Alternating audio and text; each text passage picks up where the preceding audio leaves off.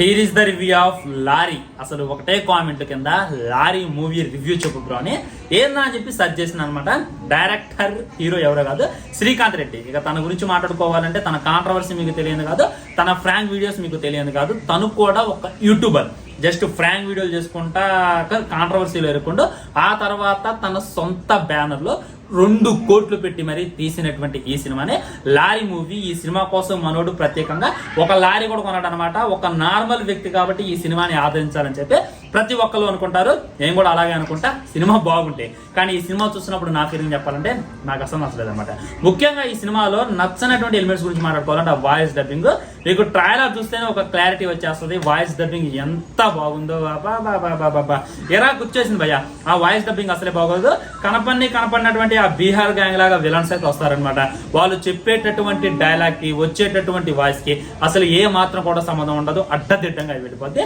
And BGM వద్దు, BGM గురించి ఎంత మాట్లాడుకున్నా తక్కువే. ఇంకా మాట్లాడుకోవాలి అని అంటే ఏదైనా సినిమాలో ఏమైనా మేజర్ పాయింట్ బాగుంటుందేమో, మన శ్రీకాంత్ యాక్టింగ్ ఏమైనా ఇరగదీస్తారేమో అనుకున్నాను. యాక్టింగ్ కూడా ఏం లేదు. సినిమా ఎలాగుందో తన యాక్టింగ్ కూడా అలాగే ఉంది.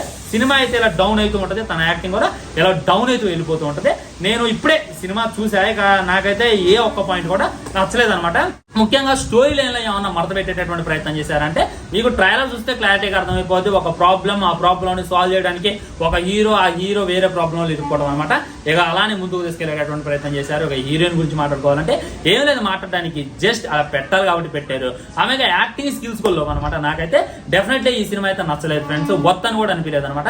ఏమో కష్టపడ్డాడు కాలంతలా, తనకంటూ ఒక క్రేజ్ ను సంపాదించుకోవాలి, గాడ్ ఫాదర్ లేకుండా ఎదుగుతుండు కాదంటలా. కానీ ఈ 2 కోట్లతో ఇంకా మంచి అవుట్ఫిట్ ని తెంపొచ్చు అనమాట. మరి ఇది ఎక్కడ అవుట్ఫిట్ అనేటటువంటిది నాకైతే ఏమాత్రం కూడా అర్థం కాలేదు. అండ్ ఫైట్ సీన్ల గురించి మాట్లాడుకోవాలి. ఫైట్ సీన్లు బాగున్నాయి భయ్యా. ఆ ఫైట్ మాస్టర్ ఎవరో కానీ ఆయనకైతే సలాం కొట్టొచ్చు. వేరే level fight scene and fights కు వచ్చేటటువంటి బీజిఎం కూడా పర్లేదు అనేటటువంటి ఫీలింగ్ కలిగింది. ఇంకా మిగతాదంతా కూడా నాకైతే అనిపించింది అనమాట.